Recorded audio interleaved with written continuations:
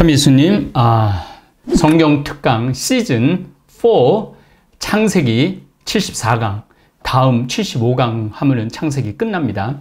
요셉의 이야기로 끝나죠. 창세기는. 그래서 요셉이 꿈을 통해서 형제들에게서 7 염소, 암소가 자기한테 절한다고 그러고 볕단이 절한다고 그래갖고 결국은 요셉이 미움을 받아서 쫓겨나죠. 이집트로 쫓겨나고 거기서도 또 경호대장 부인이 유혹을 하는 거를 뿌리치다가 또 누명을 씌워서 경호대장 감옥에 갇혔는데 2년 동안이나 갇혀 있었죠. 그런데 빵 굽는 시종, 잔 따르는 시종이 잘못해갖고 들어와갖고 그 꿈을 해석해 줌으로 해서 파라오를 만나게 되죠. 그래서 파라오 꿈을 해몽을 해주죠. 해몽을 해주면서 결국은 재상이 됐고 그 재상이 된 그 힘으로 70명으로 불어난 야곱, 아브라함의 하느님, 이삭의 하느님, 야곱의 하느님이고 그 70명이나 된 많은 식솔들을 고센 지방이라는 곳, 삼각주 위에 있는 고센 지방이라는 곳에 아주 비옥한 지역에 자리를 잡고 살게 됩니다. 이렇게 이제 이 꿈 얘기가 참 많이 나와요. 그런데 성경 안에서 꿈은 의외로 높은 비중을 차지하고 있지 않습니다. 의외로 강렬하게 다가와서 그렇지 높은 비중을 차지하지는 않습니다. 여러분들 인생 살면서 꿈 꾸시죠? 아마 사람이라면 다 꿀 거예요. 사람이라면 다 꾸기 때문에 개들도 꿈을 꾼다고 그러죠. 사람이라면 꿈을 다 꾸기 때문에 이 꿈이 성소에서 강하게 다가오는 거지 성소 전체적인 면에서는 꿈이 강하지는 않습니다. 물론 어떤 꿈은 구약 성경 안에서 대단히 중요한 위치에 놓여 있죠. 요셉의 꿈, 느부갓네살의 꿈도 그렇습니다. 구약 성경 전체를 놓고 볼 때 계시의 방편으로서 꿈은 높은 가치를 차지하지 않고 있습니다. 이 점은 구원의 역사 안에서 모세와 그가 받은 계시의 위치를 논쟁적으로 말해주는 민수기 12장 6절에서부터 8절, 이 아주 중요한 내용이기 때문에 민수기를 읽고 넘어가겠습니다. 너희는 내 말을 들어라. 너희 가운데 예언자가 있으면 나 주님이 환시 속에서 나 자신을 그에게 알리고 꿈속에서 그에게 말할 것이다. 나의 종 모세는 다르다. 그는 나의 온 집안을 충실히 맡고 있는 사람이다. 나는 입과 입을 마주하여 그와 말하고 환시나 수수께끼로 말하지 않는다. 그는 주님의 모습까지 볼 수 있다. 그런데 너희는 어찌하여 두려움도 없이 나의 종 모세를 비방하느냐? 주님께서는 그들에게 진노하시며 떠나가셨다. 그러니까 모세도 꿈에 나타난다는 게 아니죠. 그냥 환시가 아니고 현실에서 나타난다는 거죠. 하느님의 역사는 흐리멍텅한 꿈속에서 이루어지는 것이 아니라 당신의 모습을 현실 안에서 계시하는 그런 내용으로 그렇게 꿈의 위치가 크지 않다는 거예요. 꿈의 위치가 크지 않은데 우리는 왜 그 꿈에 대한 이 강렬한 인상을 받느냐면 모든 인간이 다 꿈을 꾸기 때문에 그렇습니다. 물론 꿈도 하느님 계시의 방편이지만 얼굴을 대면하여 명백히 말하는 계시와 비교해 볼 때 명료성과 직접성에 있어서는 큰 차이가 있죠. 예수님이 이 세상에 태어나셔서 이 세상살이 하시고 가르치시고 십자가에 못 박히시고 돌아가신 게 꿈속에서 일어난 일이 아니잖아요. 현실 속에서 일어난 일이죠. 그 12제자들이 현실 속에서 일어난 그 예수님의 모습을 보고 예수님의 구원 사업을 하늘나라 선포를 증언할 수 있었던 것이죠. 이 사실은 구약에 나타나고 있는 꿈의 계시들이 주로 어디에 나타나는지를 살펴보면 더욱 분명해집니다. 구약에는 꿈에 대한 보고가 12개가 나타나고 있습니다. 물론 나머지 꿈도 굉장히 많습니다. 그런데 12가지, 우리가 만날 수 있는 12가지를 좀 보도록 하겠습니다. 아비멜렉의 꿈이 제일 먼저 나오죠. 창세기 20장 3절에서 8절. 그날 밤 꿈에 하느님께서 아비멜렉에게 나타나 말씀하셨다. 내가 데려온 여자 때문에 너는 죽을 것이다. 그 여자는 임자가 있는 몸이다. 아비멜렉은 아직 그 여자를 가까이 하지 않았으므로 사라에게 하는 거예요. 이렇게 하려었다. 주님께서는 죄 없는 백성도 죽이십니까? 아브라함 자신이 저에게 이 여자는 제 누이입니다 하였고 그 여자 또한 스스로 그는 제 오라버니입니다 하지 않았습니까? 저는 흠없는 마음과 결백한 손으로 이 일을 하였습니다. 그러자 하느님께서 꿈에 다시 그에게 말씀하셨다. 나도 내가 흠없는 마음으로 이 일을 한 줄 안다. 내가 나에게 죄를 짓지 않도록 막아준 이가 바로 나다. 내가 그 여자를 건드리는 것을 내가 허락하지 않았다. 이제 그 사람의 아내를 돌려보내라. 그 사람은 예언자이니 그가 너를 위하여 기도하면 너는 살 것이다. 그러나 내가 만일 돌려보내지 않으면 너와 너에게 딸린 자들이 모두 반드시 죽으리라는 것을 알아두어라. 꿈 얘기 나왔죠. 그 다음에 베텔에서 야곱의 꿈. 이것도 여러분들 아주 여러 번 우리가 읽었죠. 이제 꿈의 관점에서 보면 또 다르죠. 야곱이 베텔에서 꿈을 꾸다.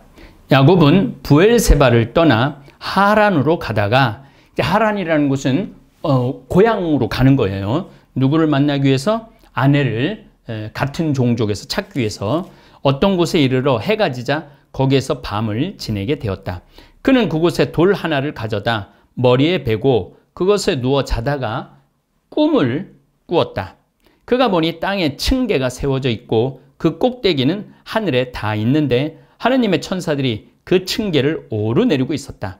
주님께서 그 위에 서서 말씀하셨다. 나는 너의 아버지 아브라함의 하느님이며 이삭의 하느님인 주님이다. 나는 내가 누워있는 이 땅을 너와 내 후손에게 주겠다.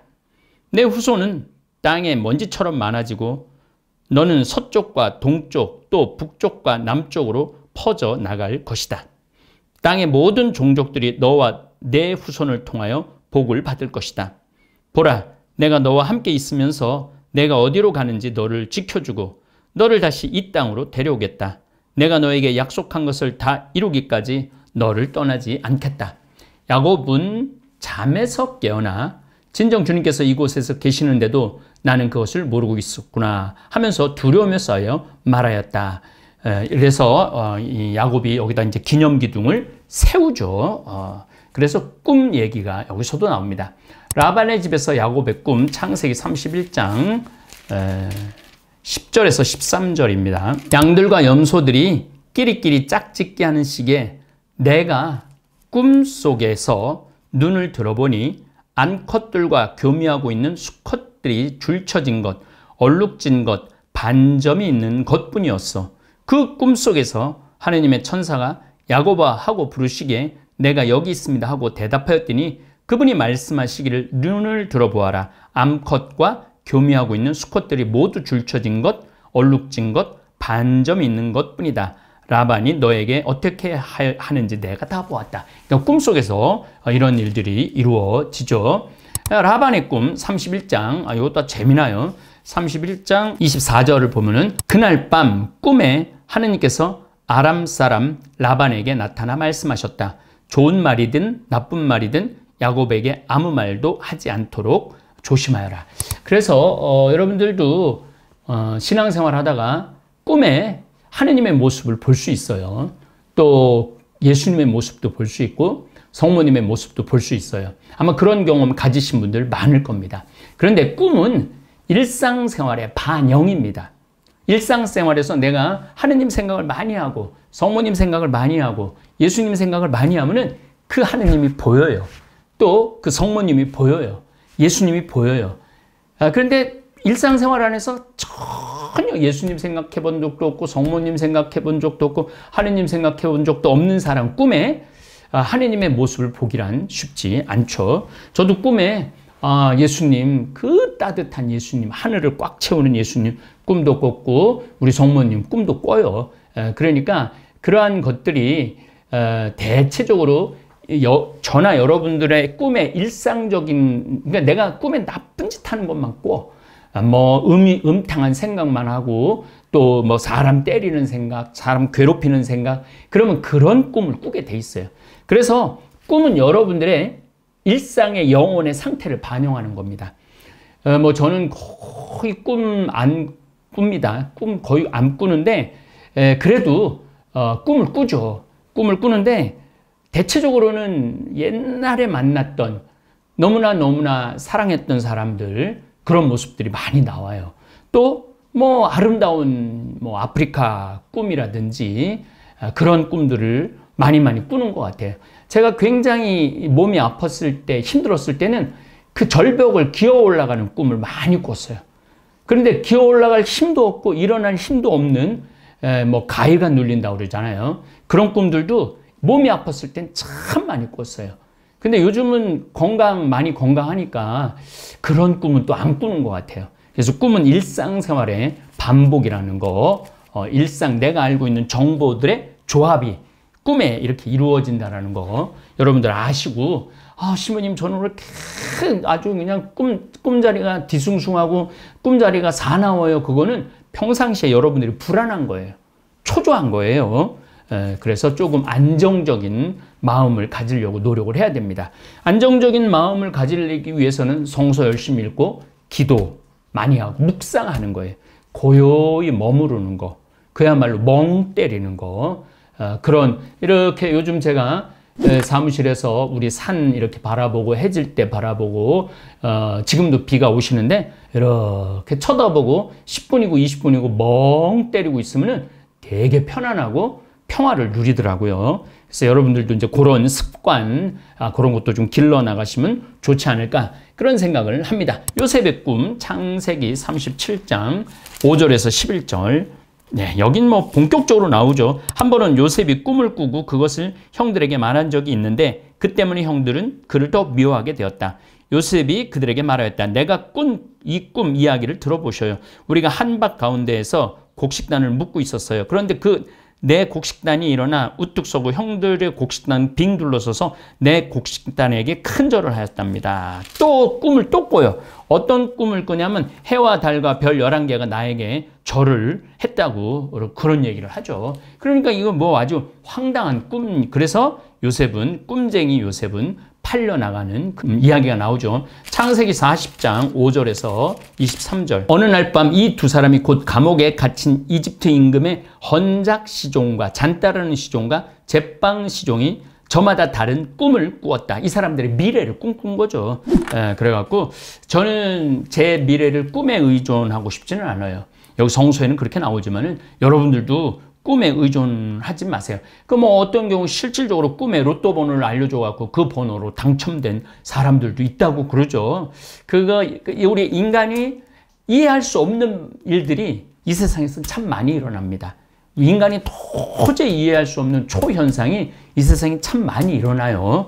그래서 이제 그런 거 저런 거 다 합쳐서 이제 예수 그리스도를 통한 역사, 믿음, 그렇게 하면은 좀 굉장히 안정적으로 삶을 살아갈 수 있는데, 이런 꿈에만 의존하다 보면은 사람이 굉장히 불안정하게 살아갈 수 있죠. 저는 뭐 로또 번호 꿈에 알려달라고 기도하지 않습니다.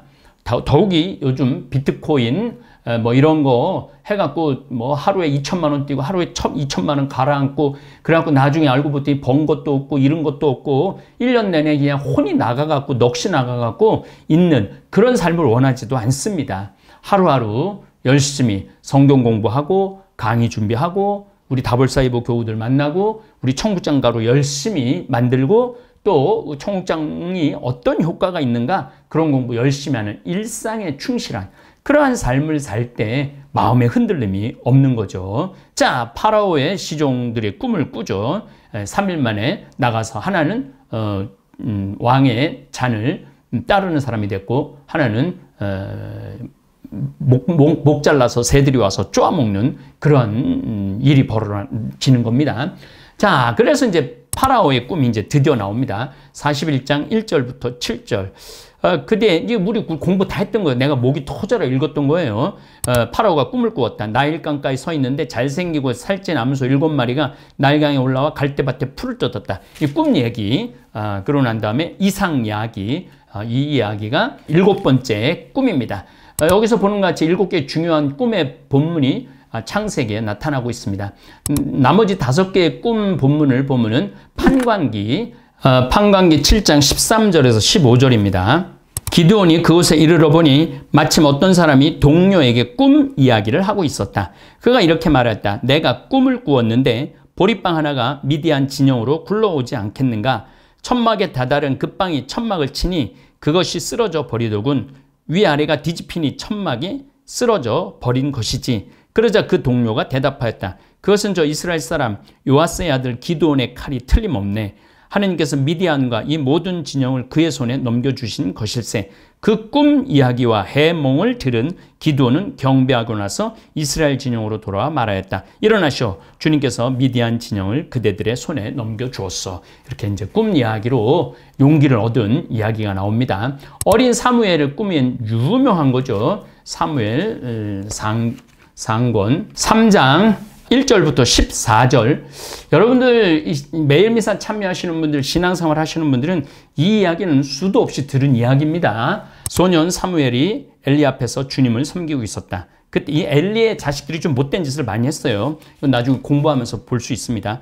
그때에는 주님의 말씀이 드물게 내렸고 환시도 자주 있지 않았다. 어느 날 엘리는 잠자리에 누워 자고 있었다. 그는 이미 눈이 침침해지기 시작하여 잘 볼 수가 없었다. 하느님의 등불이 아직 꺼지기 전에 사무엘이 하느님의 궤가 있는 주님의 성전에서 자고 있었는데 주님께서 사무엘을 부르셨다. 그가 예 하고 대답하고는 엘리에게 달려가서 저를 부르셨죠. 저 여기 있습니다. 하고 말하였다. 그러나 엘리는 나는 너를 부른 적이 없다. 돌아가 자라 하였다. 그래서 사무엘은 돌아와 자리에 누웠다. 주님께서 다시 사무엘을 부르시자 그가 일어나 엘리에게 가서 저를 부르셨죠. 저 여기 있습니다. 하고 말하였다. 그러나 엘리는 내 아들아 나는 너를 부른 적이 없다. 돌아가 자라 하였다.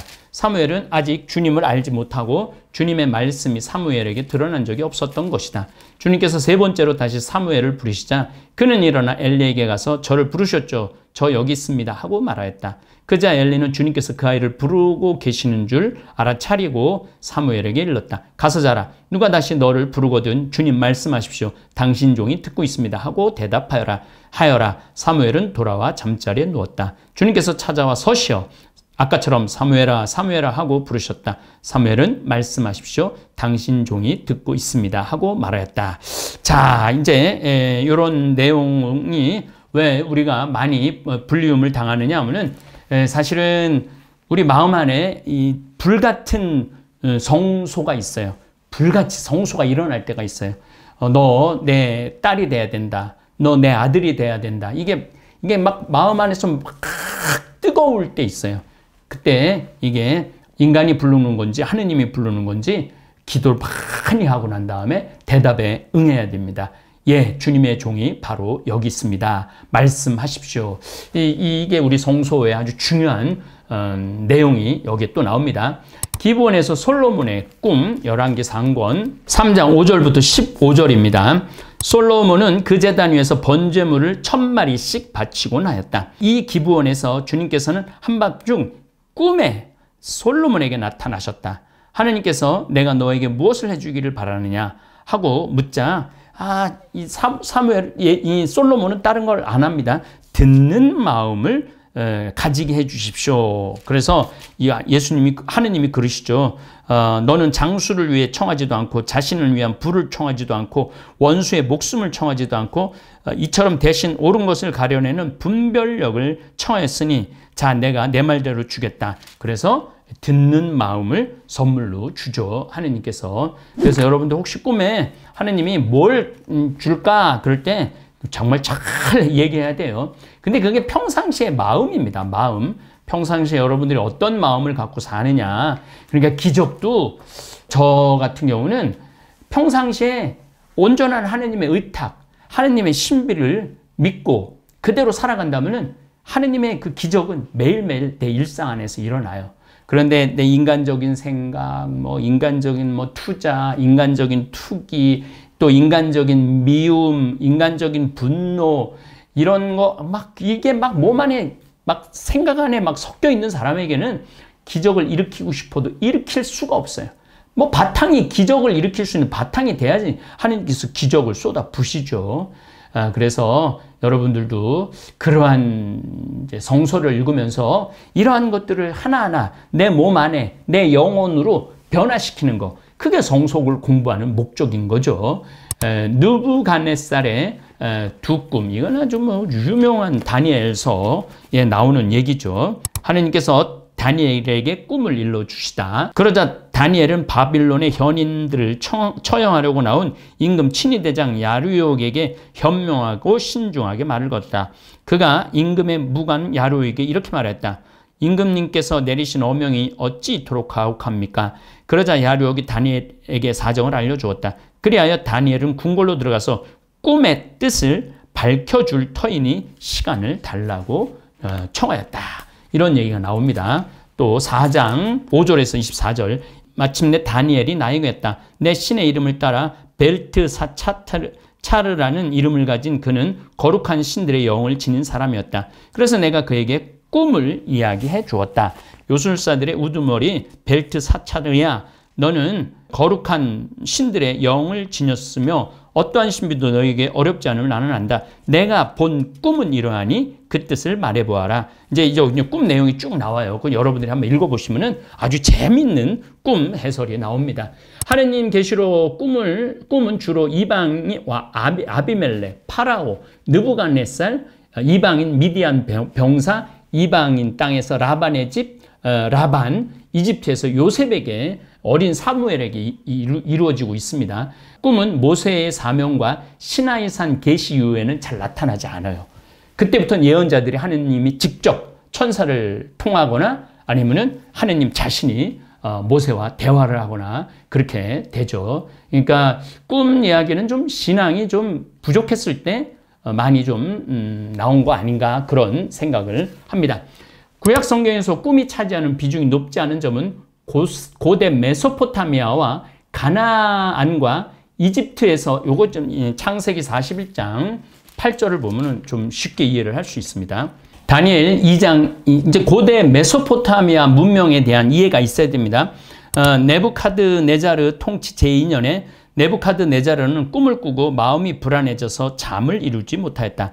임금은 자기 꿈을 풀이해 줄 요술사, 주술사, 마술사, 점성가들을 불러오라고 분부하였다. 그러니까 고대 메소포타미아 문명에서는 꿈을 해설해 줄 수 있는 요술사, 주술사, 마술사, 점성가들이 있었던 거죠. 근데 구약 성경 저자들은 그런 우리의 하느님은 마술사, 주술사 이런 사람들 요술사하고는 같지 않다 이거예요.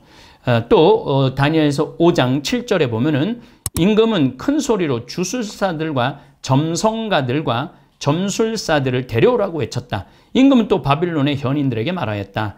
그러니까 이런 사람들하고 그러니까 유대 민족에게 있어서는 주술사, 마술사, 점성가가 필요 없다는 거예요. 직접 하느님하고 이야기하는 예언자만 있는 것이죠. 파라오 41장 8절을 보면은 아침에 되자 파라오는 마음이 불안하여 사람을 보내어 이집트의 모든 요술사와 모든 현인을 불러들였다. 그런 다음 파라오는 자기가 꾼 꿈을 그들에게 이야기하였지만 아무도 파라오에게 그것을 풀이해 주지 못하였다. 네, 이렇게 이제 그때 문화가 그런 거라는 거죠. 상황랑 비교해 볼 때 아주 대조적입니다. 이곳들의 왕실에는 수많은 지혜자와 해몽관들이 있어서 꿈을 해석했었고 이 전문가들을 위한 수많은 지침들이 있었습니다. 고대 세계에서 가장 유명한 꿈의 계시는 인큐베이션이라고 합니다. 가려져 있는 거, 이걸 인큐베이션이라고 그러거든요. 우리 인큐베이터라고 아이들 이렇게 뭐 한 8개월 전에 나왔을 때 그런 것처럼 이렇게 가려지는 거, 이것은 한 개인이 사당이나 성소로 가서 신으로부터 계시를 얻기 위해 어떤 의식적인 활동, 제사나 정결 의식을 포함할 수도 있어요. 하는 것이에요. 이들은 제사를 드리고 거처를 정결케 하고 성소에서 잠들며 간구하고 꿈에 신들의 계시가 임하기를 구합니다. 성경 이건 누가 또 했냐면 마야 문명도 그렇게 했고 아즈텍 문명도 그렇게 했습니다. 그 마야 문명 사람들은 담배를 피고 그 안에서 들어가서 있는 동안 꿈을 꿔야 돼. 미래의 꿈을 꿔야 돼. 그래서 나와갖고 그 꿈이 현실에서 이루어져야 돼. 그러니까 특히 아메리카 원시 네이티브들 원주민들한테는 그 꿈이 굉장히 중요했죠. 성경 저자들은 특히 예언자들은 이런 행동을 주술처럼 여기고 반대합니다. 꿈은 근본적으로 하느님으로 하여금 인간의 조작에 따라 말씀하도록 강요하는 것이기 때문이라고 생각했던 거예요. 내가 꿈에 봤는데 너 북쪽에 가지 말아라. 내가 꿈에 갔는데 너 남쪽으로 가면 안 된다. 물에 가면 안 된다. 이렇게 해서 강요되는 것을 이 예언자들을 원하지 않았던 것이죠. 물론 구약에도 인큐베이션, 꿈에 이렇게 막 가갖고 가려진 것에 대한 자기가 경험했던 것이 전혀 없었다고 말할 수는 없습니다. 사울이 인생 최대의 위기 때 꿈으로 야훼께 물은 것은 인큐베이션을 암시하고 있습니다. 솔로몬이 기브온 상당에서 그러니까 솔로몬이 기브온 상당에서 하느님을 찾습니다. 역대기 하권 1장 6절 솔로몬 그곳 주님 앞 곧 만남의 천막 앞에 있는 청동 제단으로 올라가 그 위에서 번제물 1000마리를 바쳤다. 그날 밤에 하느님께서 솔로몬에게 나타나셔 내가 너에게 무엇을 주기를 바라느냐 하고 물으셨다. 그러니까 청한 거지. 하느님이 꿈에 나타나기를. 이러한 관습을 암시해 줍니다. 히브리어 본문은 솔로몬의 활동을 의도적인 인큐베이션으로 보이지 않도록 만들고 있었던 거죠. 의도적이 아니라 하느님이 먼저 찾아오는 거죠. 요 꿈에 대한 성서적인 이야기는 여기까지 하고 다음 시간에 꿈에 대한 좀 재미난 이야기를 조금 더 하도록 하겠습니다. 예, 감사합니다.